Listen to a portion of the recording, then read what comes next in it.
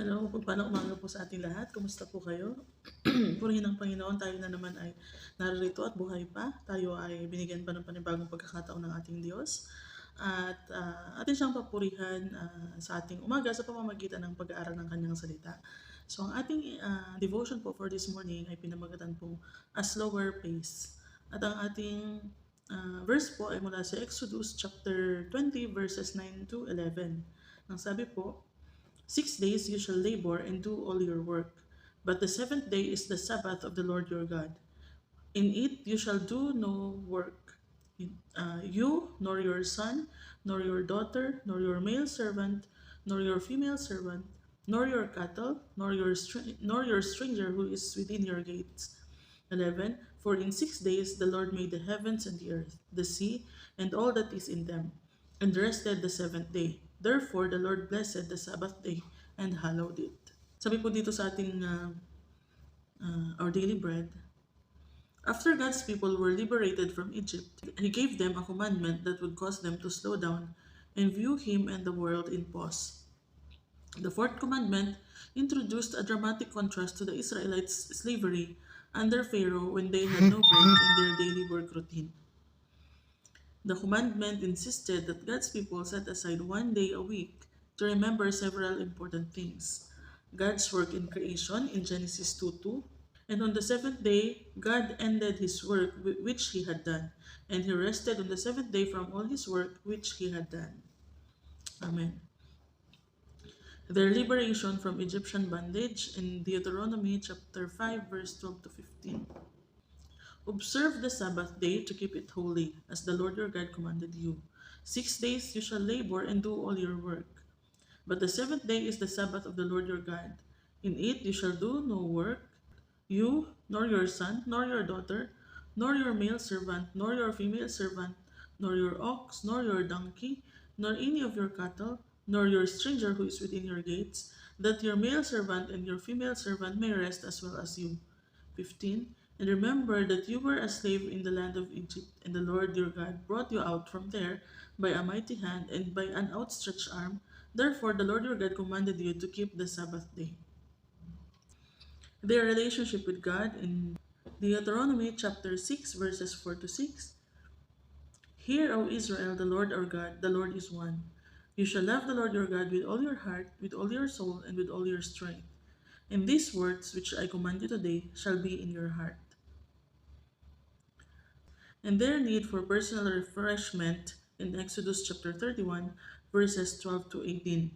And the Lord spoke to Moses, saying, Speak also to the children of Israel, saying, Surely my Sabbaths you shall keep, for it is a sign between me and you throughout your generations, that you may know that I am the Lord who sanctifies you. You shall keep the Sabbath, therefore, for it is holy to you. Everyone who profanes it shall surely be put to death, for whoever does any work on it, that person shall be cut off from among his people. Work shall be done for 6 days, but the seventh is the Sabbath of rest, holy to the Lord. Whoever does any work on the Sabbath day, he shall surely be put to death. Therefore, the children of Israel shall keep the Sabbath, to observe the Sabbath throughout their generations as a perpetual covenant. It is a sign between me and the children of Israel forever. For in 6 days the Lord made the heavens and the earth, and on the seventh day he rested and was refreshed. And when he had made an end of speaking with him on Mount Sinai, he gave Moses 2 tablets of the testimony, tablets of stone, written with the finger of God. This was not to be a day of laziness, but one where God's people acknowledged, worshipped, and rested in Him. We too are called to slow down, to be refreshed physically, mentally, and emotionally, and to behold God in His good creation. Living for God begins with resting in Him. Amen.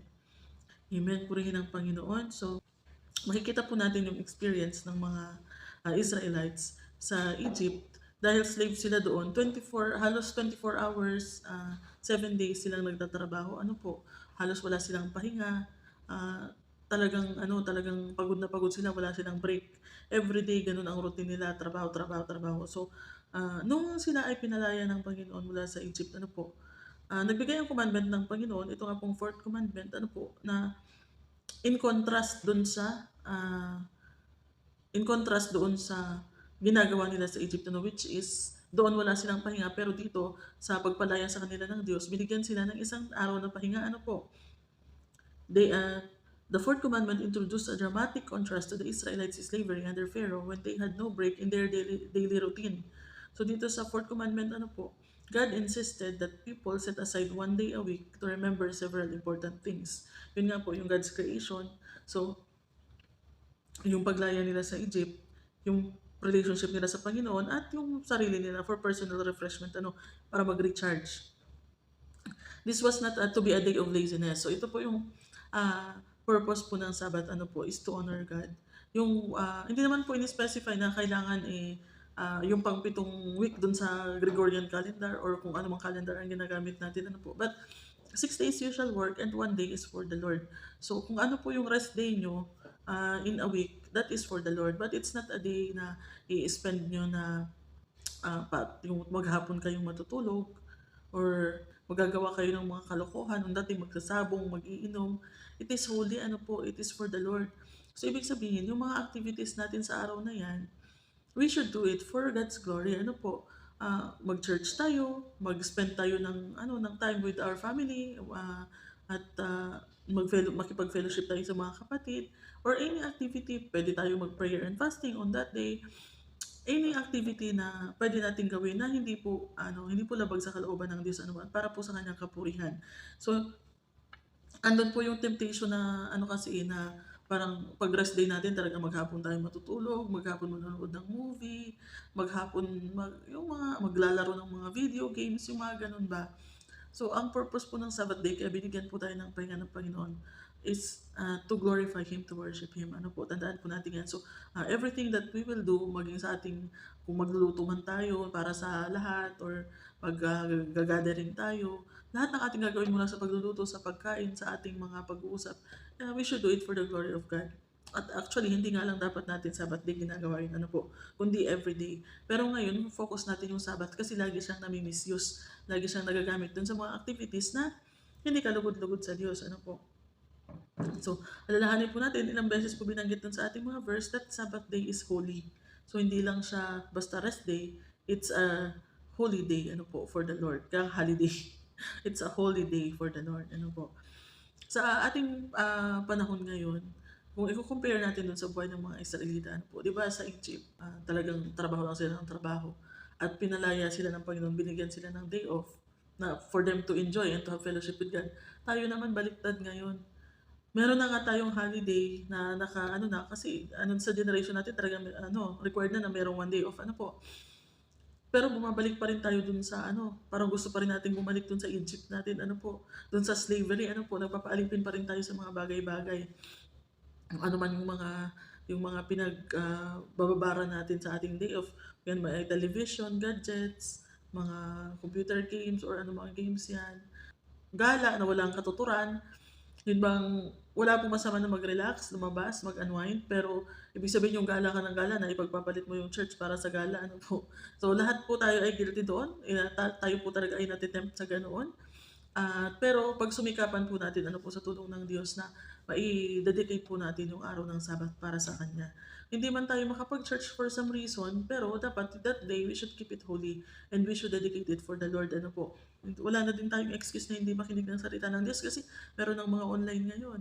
So sabihin natin, hindi ako makapag-church, wala akong pamasahe, hindi ako makapag-church kasi walang susundo, or yung kung ano mang mga reason, or kung masama ang ating pakiramdam, or meron ng mga online ngayon which is pwede tayong makinig ng salita ng Diyos, at ang Bible mismo, pwede tayong mag-meditate ng salita ng Diyos sa ating mga tahanan in our own face.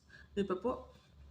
So, wala tayong kumbaga excuses na hindi maibigay sa Diyos yung araw na yun. So, isa pa yung nagpapaalipin tayo sa ating mga trabaho. Binigyan na nga tayo ng day off ng Panginoon. Binigyan niya na nga tayo ng kapahingahan para makipag-fellowship sa Kanya, para mag-recharge. Pero, pinipilit pa rin natin magpaka-slave sa ating mga trabaho. Which is, we have 6 days to do all the work. Sabi nga po sa mga verses natin nabasa, dapat within those 6 days, tapusin natin yung lahat ng dapat nating tapusin. Ito, I'm working on it. Kasi, minsan gano'n ako nagkakaraming ako pagka rest day, Pero dapat po within the 6 days, tapusin natin yung lahat ng dapat natin gawin para yung 7th day or yung ating rest day ay para na lang sa Panginoon. Alam ko po na, minsan nanghihinayang tayo na magpahinga, ayaw nating magpahinga, ayaw nating mag-take ng day off kasi inisip natin sayang yung kikitain, kailangan ng pamilya natin. Pero remember po, when you work, you provide for yourself. But when you pray and you have a good relationship with God, when you meditate the Word of God, when you have fellowship with God, God provides for you. Alam naman natin na ang Diyos ay ating dakilang provider. Ano po? So kung ano man yung maipoprovide natin sa ating pamilya, mas higit yung maipoprovide ng Diyos. At ang sabi nga niya, yung ating mga burden, ibigay natin sa Kanya. He will give us rest. So kung ang pinoproblema po natin is yung mga panggastos po ng ating pamilya, that is good. Ibigay natin sa Panginoon. Maganda po yung ating intention, maganda po yung ating purpose. Pero hindi nga po yun ang kalooban ng Diyos. Ang nais po niya, magpahinga tayo, makipag-fellowship tayo sa Kanya, maglaan tayo ng isang araw para sa Kanya, at siya yung magdadagdag sa atin ng ating mga kakulangan. Sa Matthew 6:33, "But seek ye first the kingdom of God and His righteousness, and all these things shall be added unto you." Pag inuna po natin ang Diyos, kaysa sa ating sarili, sa ating trabaho, sa lahat ng mga kaabalahan natin sa buhay, ano po, pag inuna po natin ang Diyos, all these things will be added unto us. Ano po, so when you work, you provide for yourself. But when you have fellowship with God, He provides for you. Tatandaan po natin yan. Ano po, magkaroon po tayo ng pananampalataya sa ating Diyos. Huwag po tayo mananampalataya sa sarili nating kakayahan na, ay, kailangan kong itrabaho kasi, tawag dyan, kailangan kong mag-sideline ngayon, kahit day off ko, kasi pera, ganun. Mahalaga po na magtrabaho tayo para meron pong daluyan ng pagpapala ng Diyos para sa atin. Ano po, pero hindi po dapat iyon yung nagiging Diyos natin. Hindi po dapat sa trabaho ini-spend natin yung ating Sabbath. Ano po, if you are required by your employers, ay may utos naman po ang ating Panginoon na magpasakop po tayo. Ano po, so it's a different scenario. So pero as much as possible po, kung hindi naman po tayo required na pumasok on our day off, wag na po tayong papasok. Ano po, kasi i-ano po natin, i-dedicate po natin sa Panginoon. Take a break, take a pause, have fellowship with God, pray, read the Word of God, attend church, magbanding kayo ng family nyo in a godly way, hindi po banding ng mga kalokohan. Ano po, so at least that day, keep natin ang huli at maibigay natin sa ating Panginoon. Ano po, so let us take a slower pace. Huwag po tayo magpaka-busy sa mga bagay dito sa mundo to acquire things in this world. Ano po, kasi hindi natin alam kung ano ang mangyayari sa atin. Hindi natin alam kung kakatrabaho natin, baka kinabukasan bigla tayong kunin ni Lord. So anong benefit nung mga pinagtrabahuan natin, pinagpaguran natin? At pag masyado natin in-stress ang ating sarili at napabayaan natin ang ating kalusugan, nagkasakit tayo, sino ngayon ang magpo-provide dun sa pamilya na ilaalala natin, di ba po? So let us take a break. Huwag po tayo masyadong magmamadali. Huwag po tayong magpapakapagod para makasabay sa mundo. Ano po, lagi po nating uunahin ang Panginoon natin sa ating buhay at siya po ang bahala sa lahat. So purihin ang Panginoon at nawa mula sa araw na ito, let us learn to take a slower pace, have a break, have a, hindi po KitKat ha, have a pause, have a rest with the Lord. Ano po, at yung ating rest day, hindi lang para matulog tayo, magpahinga, kundi most importantly, ibigay po natin siya sa Panginoon. Amen? So let us pray. Purihin ka, Panginoon, sa inyong paalala po sa aming lahat, Panginoon. Salamat po sa inyong salita. Tunay nga po, Panginoon, masyado po kaming busy sa mga affairs ng mundong ito, Panginoon. Marami po kaming mga pinagkakaabalahan sa aming buhay, O Lord. Help us always to remember, Panginoon, na Ikaw mismo ang nag-utos sa amin, Panginoon. Ikaw ang nagbigay sa amin ng araw na aming ipapahinga, Panginoon. Kaya tulungan niyo po kami, Panginoon, that on our Sabbath, Panginoon, on our 7th day, matutunan namin na magpahinga sa inyo, Panginoon, ipagkatiwala sa inyo ang lahat. To take a break, to appreciate your creation, Panginoon, to have a fellowship with you, Panginoon, and makapag-recharge din, Panginoon, personally para mabalik po ang aming mga kalakasan, physical, mental, emotional, and spiritual, Panginoon. Tulungan niyo po kami, Panginoon, to keep our Sabbath holy, Panginoon, at i-dedicate po namin sa inyo ang buong araw na iyon, Panginoon. Purihin ka, O Lord. At pinagkakatiwala po namin sa inyo, Panginoon, na maghapon na ito, na mapagpalain niyo po ang bawat isa, saan man kami naroon, O Lord. At kayo po, Panginoon, ang patuloy na magkaloob ng lahat ng aming pangangailangan, maging ng aming mga mahal sa buhay. Salamat po muli, Panginoon. We pray all of this in Jesus' name. Amen. Ngayon, maraming salamat po sa inyong pakikinig. Purihin ang Panginoon sa napakagandang araw at God bless you.